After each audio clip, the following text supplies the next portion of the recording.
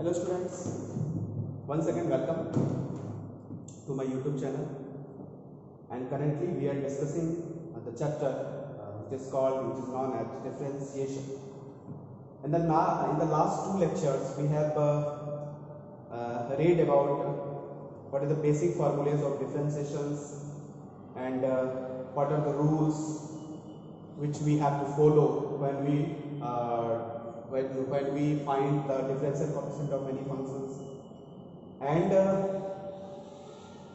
on this way we have already read about the differential coefficient of composite functions.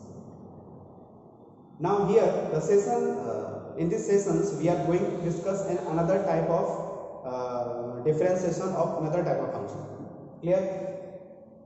You can see here I have written on the board that differentiation of parametric functions. I think many of them did not know what is the parameter and what is the parametric functions. So before going to the problem sections and discussions about how to find the derivative of parametric functions, we have to know about some basic terms. Without knowing these terms, you do not understand what is the parameter and what is the parametric functions. So clear? I thought that first of all you must have to know about this term. So what are the terms? There are two terms you must have to know. One is parameter and the other is parametric functions. So you can see here we write parameter. Clear? You can I cite it. It is a single variable. It is a single variable. Parameter का मतलब होता है single variable होगा, which is used to express the other variables in terms of that variable. Parameter एक single variable होता है जिसका हम लोग यूज करते हैं. क्या यूज करते हैं? तो बाकी जो वेरिएबल्स है उसके टर्म में उसको एक्सप्रेस कर देता है. एज पर एग्जांपल आप पाराबोला का नाम सुने होंगे, अगर नहीं सुने होंगे तो यहाँ देख लीजिए. पाराबोला का जो है कार्टेशियन फॉर्म में इक्वेशन होता है y square equal to 4x. और भी पाराबोले होते हैं लेकिन मैंने एक स्टैंडर्ड पाराबोला को यहाँ लिया है. इसका इक्वेशन होता है y square equal to 4x. आपको पता होना चाहिए जब x y में कोई भी इक्वेशन एक्सप्रेस होता है तो उसको हम लोग बोलते हैं कार्टेशियन फॉर्म. तो ये जो है कार्टेशियन फॉर्म है और इसी का पैरामीट्रिक फॉर्म जो है यहाँ लिखा हुआ है. x के जगह में 80 स्क्वायर तो y के जगह में 280 हो जाएगा. अगर आप y के जगह में 280 डालेंगे तो x बराबर 80 का स्क्वायर हो जाएगा. अगर आप x के जगह में 80 का स्क्वायर डालेंगे तो y के जगह में 280. क्लियर? यहाँ देख सकते हैं कि x भी t के टर्म में एक्सप्रेसिबल है और y भी t के टर्म में एक्सप्रेसिबल है.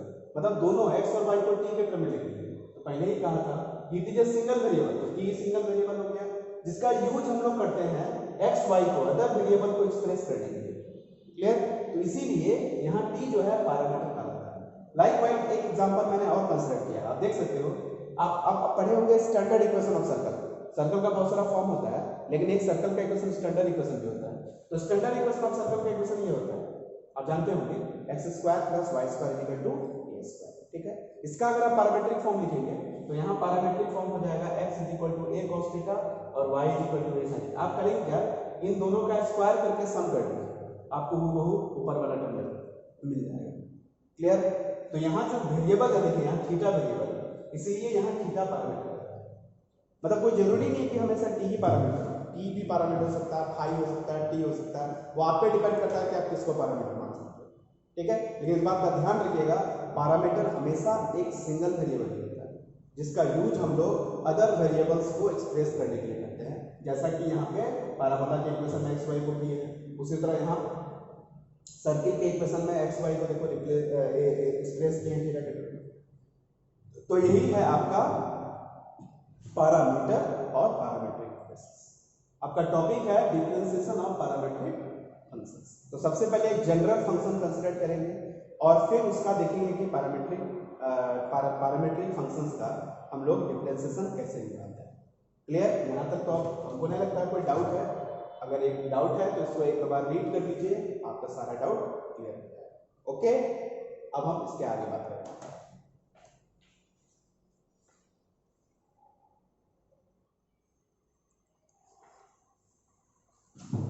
हेलो स्टूडेंट्स, जब हम पैरामीटर और पैरामेट्रिक जान लिए तो उसके बाद हमको आगे जानना है कि किसी भी पैरामेट्रिक फंक्शंस का डेरिवेटिव कैसे निकालते हैं। पहला डेरिवेटिव, दूसरा डेरिवेटिव, इसके आगे हम तीसरा डेरिवेटिव भी निकाल सकते हैं, लेकिन हम दूसरे तक आपको पता है। आप देख सकते हैं मैंने क्या किया कि let us consider a parametric function. मैंने एक पैरामेट्रिक फंक्शन मान लिया, और पैरामेट्रिक फंक्शन कैसे लिखा जाता है ये आपको अच्छी तरह से पता हो गया। यहाँ पे देखिए x is equal to F T and y is equal to gt। एक चीज यहाँ मेंशन कर देते हैं, यहाँ मेंशन कर देते हैं वेयर t इज पैरामीटर। अब आपका क्लियर हो गया, ठीक है। यहाँ जो है t पैरामीटर है, तो एक तुम्हारा दोनों देखिए दोनों t का फंक्शन होगा, एक तुम्हारा एफ टी है और y तुम्हारा gt है। करेंगे क्या, जो भी पैरामीटर होगा सबसे पहले x और y को उसी के रिस्पेक्ट में डिफरेंशिएट कर देते हैं। क्लियर, ये रूल है। तो x को मैंने t के रिस्पेक्ट में डिफरेंशिएट किया क्योंकि t पैरामीटर है, देखिए t का फंक्शन है तो t के रिस्पेक्ट में डिफरेंशिएशन होगा। और ऐसे भी आप चेन रूल पढ़े हैं, तो चेन रूल का की पॉइंट क्या था याद है? चेन रूल का की पॉइंट था कि किसी भी फंक्शन का डिफरेंशिएशन हमेशा उसके इनपुट के रिस्पेक्ट में होता है। जब आप x का डिफरेंशिएशन कर रहे हैं मतलब आप f का डिफरेंशिएशन कर रहे हैं, बट इस f का डिफरेंशिएशन में देखिए तो इनपुट क्या है, t है, तो 100% x का डिफरेंशिएशन किसके रिस्पेक्ट में होगा? ऑब्वियसली t के रिस्पेक्ट में होगा, इसलिए यहाँ t के रिस्पेक्ट में डिफरेंशिएशन होगा। क्लियर, तो अब differentiation of ft with respect to t बताए थे कि अगर जनरल फंक्शन का डेरिवेटिव को इंडिकेट करना तो एक डैश लगाते हैं, तो यहाँ देखिए f डैश t हो गया, इसको मान लिए 1। उसी तरह से सिमिलर वे में y का भी डिफरेंशिएशन t के रिस्पेक्ट में होगा क्योंकि ये t का फंक्शन है, तो dy by dt निकालिए। तो dy by dt को क्या लिखेंगे, d gt by dt, और gt को लिख सकते हैं डिफरेंशिएशन ऑफ gt को क्या लिखेंगे, g डैश t। लेकिन हम लोग को क्या चाहिए फाइनली, dy by dx। सो यहाँ आप देख सकते हैं dy by dx is equal to, लिख सकते हैं dy by dt upon dx by dt। आप dy by dt और dx by dt दोनों निकाल चुके हैं, ठीक है। अब करना क्या है, इन दोनों का वैल्यू आप सब्स्टिट्यूट कर दीजिए। क्लियर, चलो यहाँ पे क्लियर क्या होगा, तो dy by dt की जगह में g डैश t और dx by dt की जगह में f डैश t, तो आपका हो जाएगा g dash t upon f dash t।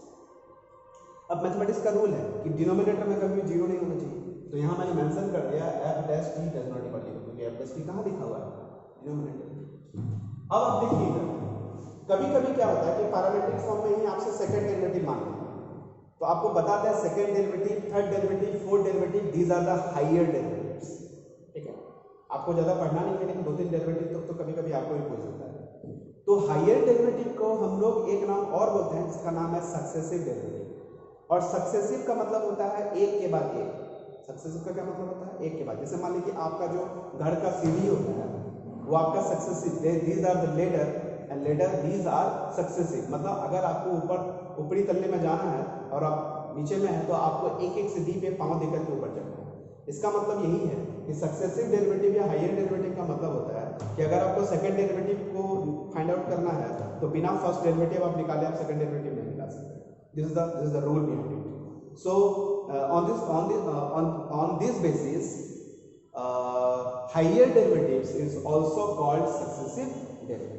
Clear, चलिए तो हमको अगर सेकंड डेरिवेटिव निकालना है तो इसको पहले पढ़ना आना चाहिए। बहुत लोगों को है पढ़ने नहीं आता, आपका प्रोनाउंसिएशन ही सही नहीं है, तो आपको मीनिंग सही नहीं दिखेगा। आपको मीनिंग सही निकालना है, प्रोनाउंसिएशन सही होना चाहिए।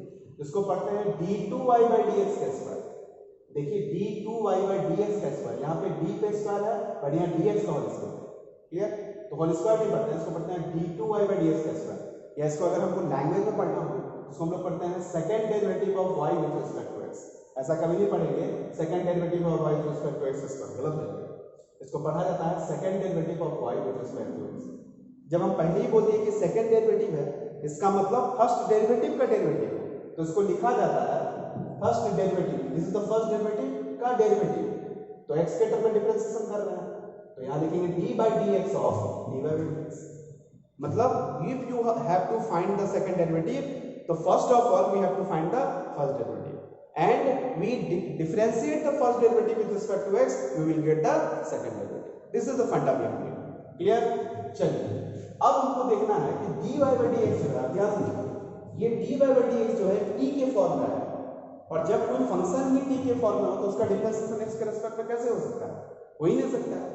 इसीलिए आपको इस dy by dx को t के रिस्पेक्ट में डिफरेंशिएट करना पड़ेगा, मतलब यहाँ लिखना पड़ेगा d by dt dy by dx। अब ये dt आप अपने में से लिख लो ना, चेन रूल तो आपको पता ही होगा, तो यहाँ dt by dx लिखेंगे क्योंकि अल्टीमेटली आपको dx लिखना था, तो dt मैनेज हो गया और dx आ गया।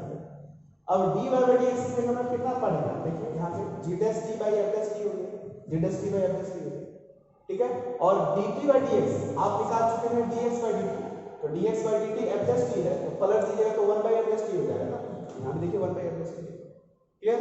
चलिए अब यहाँ देखो u बाई v का कॉन्सेप्ट आ गया, तो v स्क्वायर मतलब f डैश t का whole square f dash t into g dash t का डेरिवेटिव t के रिस्पेक्ट में, फिर माइनस फिर g डैश t रहेगा, फिर f डैश t का डेरिवेटिव t के रिस्पेक्ट में। हमको पता है ये एक बार डिफरेंशिएशन हो चुका है, एक बार और करेंगे तो 2 डैश आ जाएगा, तो उसको लिखेंगे f डैश t और यहाँ हो जाएगा g double dash t minus यहाँ है g डैश t और यहाँ है f डबल डैश t और डिवाइडेड बाय देखो f डैश t का होल स्क्वायर हो गया। ठीक है। और लेकिन ऑलरेडी f डैश t था, तो f डैश t का whole square into f dash t मतलब f डैश t का होल क्यूब, तो यहाँ देखिए f डैश t का होल क्यूब। फिर वही बात डिनोमिनेटर में आपका क्या नहीं होना चाहिए, जीरो नहीं होना चाहिए। ठीक है। तो this is the first derivative and second derivative of the parametric functions. Here you can see. I hope कि आपको ये समझ में आ गया होगा, और ये कुछ नहीं है, एकदम बेसिक फंडा है।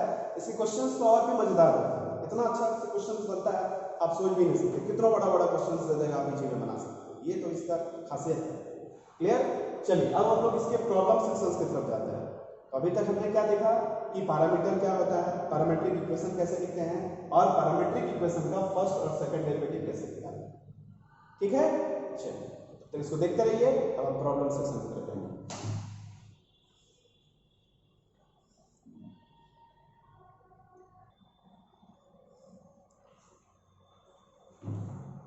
हेलो स्टूडेंट्स, अब इस लेक्चर को आगे बढ़ाते हैं। ठीक है। और आप देख सकते हो आपके सामने कुछ प्रॉब्लम्स दिखाई पड़ रहे हैं, और ये प्रॉब्लम्स जो हैं ये सब देखिए, आप बहुत ध्यान से देखिएगा, ये सारे के सारे पैरामीट्रिक फंक्शंस हैं, और हेडिंग जो है इसका लिखा हुआ find the D by D x if this. Clear. इसका मतलब क्लियर सी बात है कि हम लोग को यहाँ पे डिफरेंशिएशन निकालना है पैरामीट्रिक फंक्शंस। बात हमको क्वेश्चन का जो लैंग्वेज है वो हमको समझ में आ चुका है। क्लियर। चलिए अब हम क्या करते हैं, एक एक करके सवाल हम लोग डिस्कस करते हैं। तो पहला जो है यहाँ सबसे पहले लिखते हैं गिवन पैरामेट्रिक फंक्शन, ये हम लोग लिखना चाहिए हमेशा। इसे जो आपका एग्जामिनर होगा उसको पता चल जाएगा नहीं बंदे के पास नॉलेज है, वो जानता है कि किस तरह का फंक्शन। क्लियर। मतलब आप ढेर जानना, लेकिन अगर आप कहीं शो नहीं करेंगे तो आपको पहचानेगा कौन, आपको जानेगा कौन। इसीलिए आजकल जो है दिखाना बहुत जरूरी है। ठीक है। जब तक आपके नॉलेज को आप दूसरे के सामने बखान नहीं करोगे तब तक आपको जानेगा नहीं कि आप कितने नॉलेजेबल पर्सन हैं या है भी कि नहीं। क्लियर। जैसे मैं क्या कर रहा हूँ कि यूट्यूब के माध्यम से आपको पढ़ा रहा हूँ, तो अब आपको लग रहा है कि नहीं ये सब जानते हैं और हमको पढ़ा रहे हैं। अगर मैं नहीं आता इस चैनल में तो मेरे को बहुत लोग पहचानते नहीं, मेरे को उतने लोग पहचानते हैं जितने लोग मेरे से ऑफलाइन मोड में पढ़े हुए हैं। क्लियर। तो आज के ज़माने में दिखाना बहुत जरूरी हो गया, शो ऑफ जरूरी है। अगर आपके पास रियल टैलेंट है तो I think you must have to show to the world that who I am. Clear. चलिए x इक्वल टू कितना है, तो a t plus sine t, and y कितना है, तो a 1 minus cos t। Clear. चलिए अब क्या करते हैं, हमको वेयर t इज पैरामीटर, यहाँ आप चाहो तो मेंशन कर सकते हो, वेयर t इज पैरामीटर। अब इसको डिफरेंशिएट कीजिए, x को t के रिस्पेक्ट में, y को t के रिस्पेक्ट में, आपको पता चुका है। तो यहाँ लिखेंगे therefore dx by dt, कहने का मतलब d a t plus sine t with respect to t। अब बोलिए a तो कांस्टेंट है बाहर हो गया, और differentiation of t plus sine t with respect to t, तो this is equal to a, और t का हो जाएगा 1 और साइन का हो जाएगा cos, तो this is 1 plus cos t। Clear. इसको नहीं, फिर से अगेन dy by dt, तो यहाँ हो जाएगा y, तो dy y की जगह कितना है, तो a 1 minus cos t with respect to t। a constant है, कांस्टेंट बाहर हो गया, differentiation of 1 minus cos t with respect to t। तो हियर यहाँ a कांस्टेंट है 1 0, और cos t का minus sine t already minus है, minus minus plus sine t, तो यहाँ हो गया अल्टीमेटली a sin t। ठीक है। तो आप dx by dt और dy by dt निकालिए, लेकिन आपको निकालना क्या है, dy by dx। तो dy by dx का मतलब होता है dy by dt अपॉन यहाँ हो जाएगा dx by dt। अब d y by d t का मतलब क्या हुआ, d y by d t का हो गया ए साइन टी, और d x by d t कितना है, तो ये हो गया a one plus cos t. अब यहाँ चाहो तो ए और के कैंसिल कर, आप चाहें तो इसी को भी आंसर छोड़ सकते हैं, लेकिन यहाँ आप चाहें तो आप ट्रिगो के हेल्प से इसको आप सिंप्लीफाई कर सकते हैं। तो ट्रिगो का हेल्प लेते हैं, इसकी जगह लिख सकते हैं 2 sin t by 2 into cos t by 2, clear, divided, इसकी जगह लिख सकते हैं 2 cos स्क्वायर t by 2, तो एक 2 कैंसिल हो गया, एक cos कैंसिल हो गया, तो अल्टीमेटली बचा कितना आपके पास, तो यहाँ हो जाएगा 10 t by 2, this is the final answer, clear. तो इस तरह से आप पैरामेट्रिक फंक्शंस का dy by dx मतलब डिफरेंशिएशन निकाल, क्लियर। अब मैं सेकंड क्वेश्चन की तरफ मूव करूं।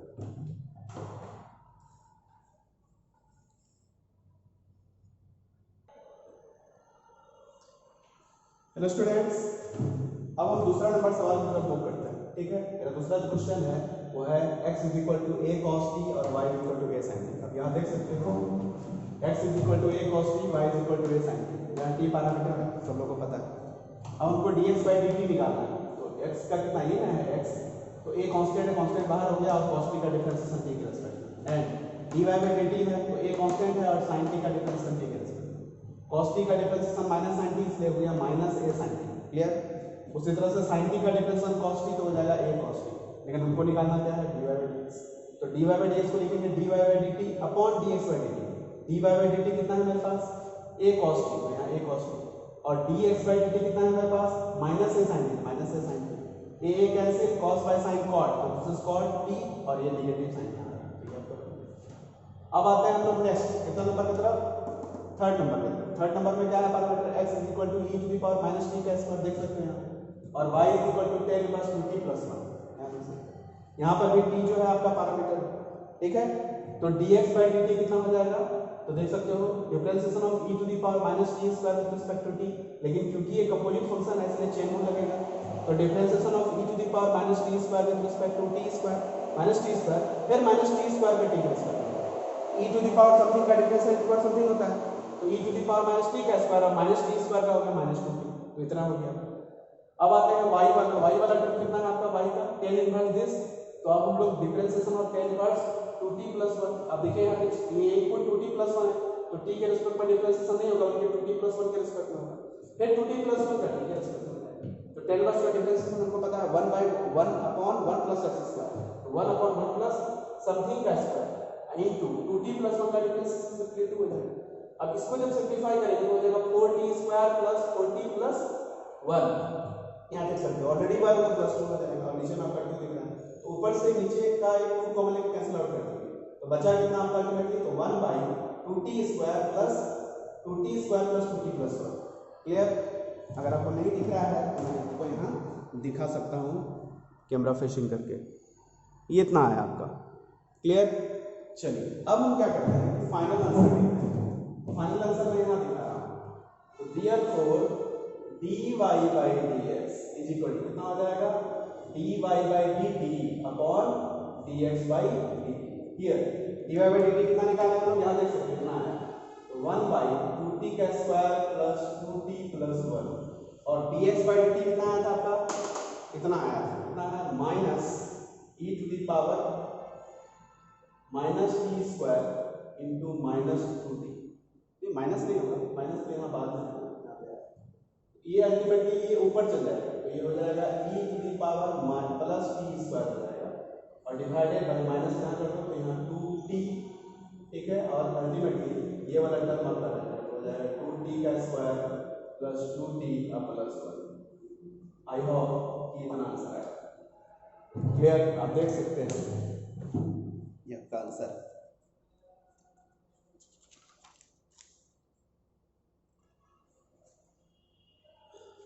ठीक है। अब आपको दिखाई पड़ रहा होगा आंसर। चलिए अब हम लोग क्या करेंगे, आगे अगला जो 3 क्वेश्चन है उसको बनाते हैं।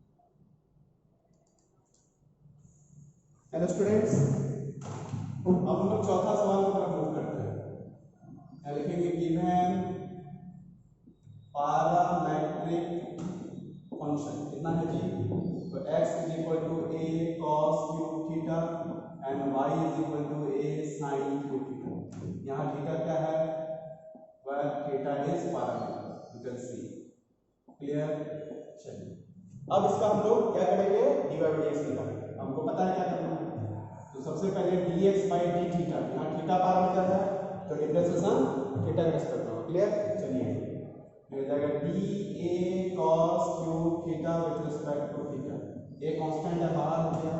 डिफरेंशिएशन ऑफ cos क्यूब का पहले cos थीटा के रेस्पेक्ट में होगा और फिर cos थीटा का डिफरेंशिएशन थीटा के रेस्पेक्ट में। ये this the chain rule, so you must have to follow this. ए यहाँ हो जाएगा आपका 3 cos स्क्वायर थीटा और cos थीटा का डिफरेंशिएशन हो जाता है माइनस sin थीटा। क्लियर? तो अल्टीमेटली इसको आप लिख सकते हो minus 3a cos square theta into sin theta. Also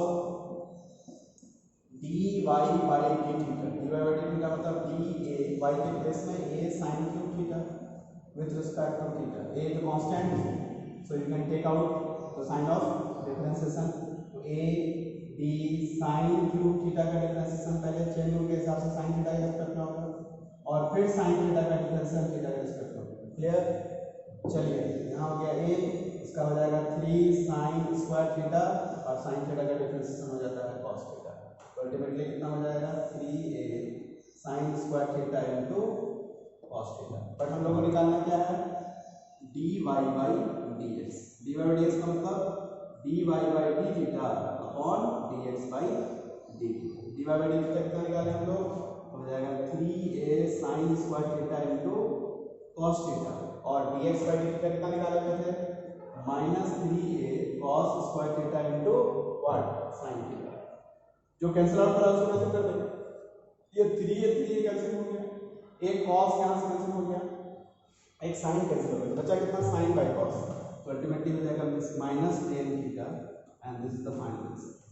so you can see इस तरह से आप ना बोलेंगे कि ये बहुत सिंपल होता है और बहुत ही इंटरेस्टिंग है आपका, बहुत इंटरेस्टिंग। अगर आपको पता है, आपको पता है पैरामीट्रिक फंक्शंस का डिफरेंशिएशन कैसे निकालते हैं, तो हमको नहीं लगता आप किसी भी सवाल में फंसोगे, आप इजी वे में उसको बना सकते हैं। ठीक है? आप देख सकते हो कि हम कितने स्मूथली बना रहे हैं, उसी तरह आप भी स्मूथली बना सकते हो। बहुत आसान है, बहुत सिंपल है। ठीक है?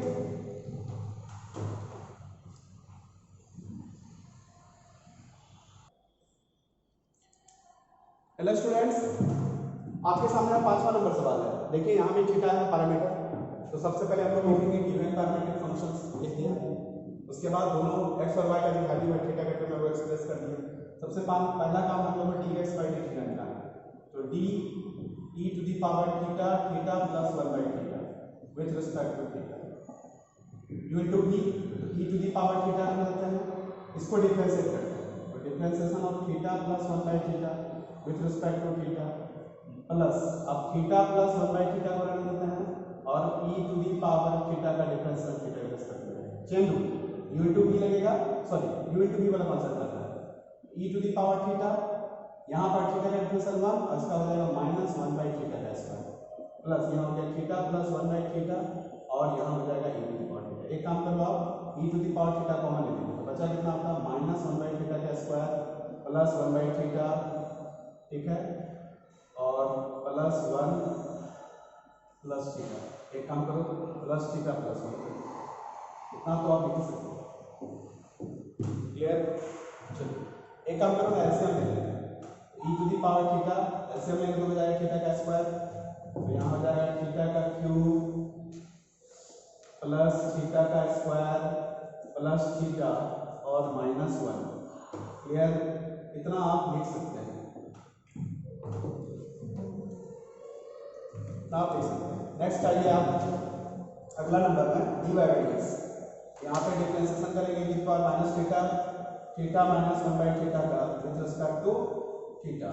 फिर यहाँ u इनटू v वाला कॉन्सेप्ट लगाइए, तो e to the power minus theta को रहने देते हैं, डिफरेंशिएशन करते हैं थीटा माइनस 1 by थीटा का विद रिस्पेक्ट टू थीटा, फिर इतना प्लस का साइन, अभी हम थीटा माइनस 1 by थीटा को रहने देते हैं और e to the power minus theta का डिफरेंशिएशन थीटा के रिस्पेक्ट u इनटू v वाला कॉन्सेप्ट लगाइए। ठीक है?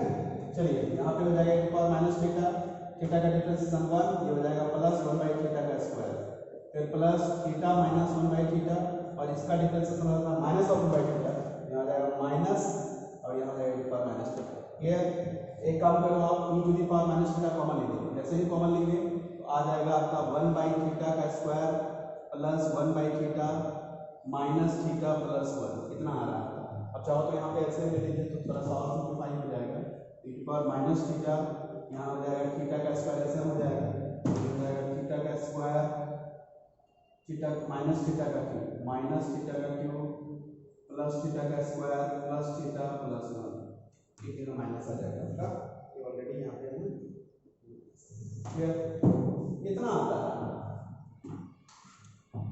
उसके बाद हम लोग क्या करेंगे, लास्ट में dy बाई dx निकालेंगे। dy बाई dx का मतलब पता है, तो dy by d theta upon dx by d theta.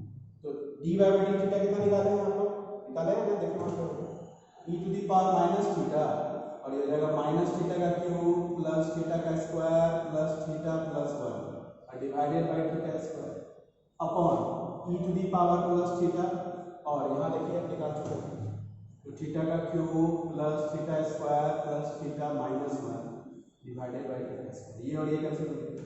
इसको अगर आप सिंप्लीफाई करेंगे तो आ जाएगा पता है कितना आ जाएगा, e to the power minus 2 theta और यहाँ हो जाएगा माइनस थीटा का cube plus theta square plus theta plus 1 और नीचे हो जाएगा थीटा का क्यूब प्लस थीटा का square plus theta minus 1। I hope this is the final answer, कर सकते हैं, ठीक है।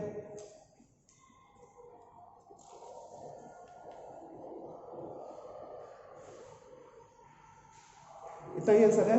अब हम नेक्स्ट क्वेश्चन की तरफ मूव करते हैं। हेलो फ्रेंड्स, आप देख सकते हैं ये लास्ट सवाल है मेरा, ठीक है, इस लेक्चर के लिए। तो इसको हमको क्या करना है, इसका dy बाई dx निकालना है। तो देख सकते हैं यहाँ पे हम सबसे पहले क्या करेंगे, dx बाई dt करेंगे, क्योंकि ये t के टर्म में पैरामीटर नहीं है।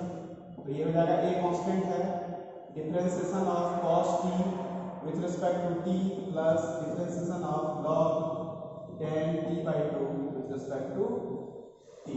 here a कांस्टेंट है बाहर में, चलिए ये हो जाएगा a, इसकी जगह में लिख सकते हैं minus sine t plus log, पहले हम चेक कर लगा लॉग समथिंग का हो जाएगा 1 बाय समथिंग, तो ये हो जाएगा tan t by 2 और फिर tan t by 2 का हो जाएगा sec square t by 2 sec x का डिफरेंशियल sec स्क्वायर और फिर t by 2 का कितना 1 by 2।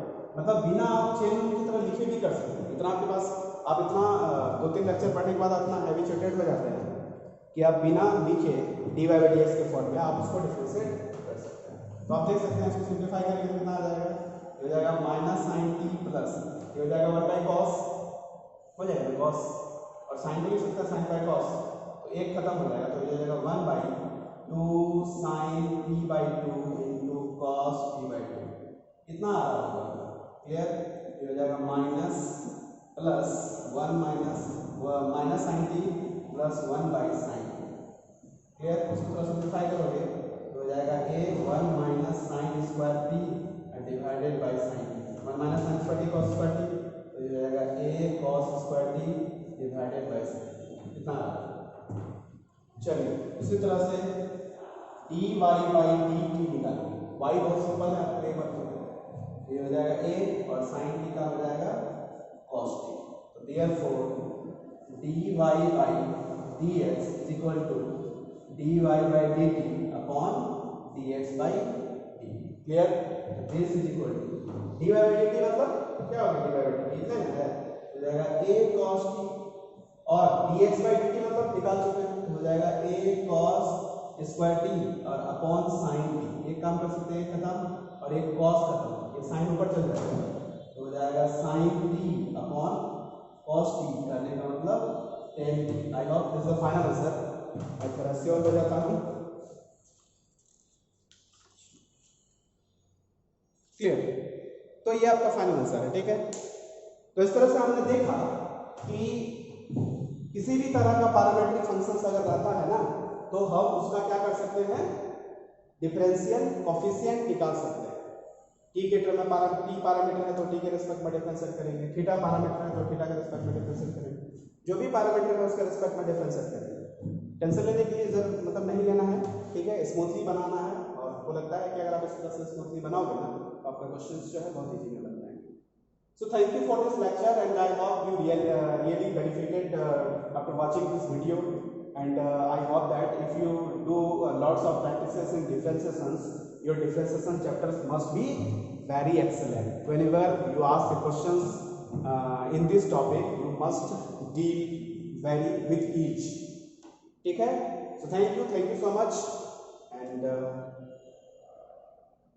once again thank you to you for supporting me.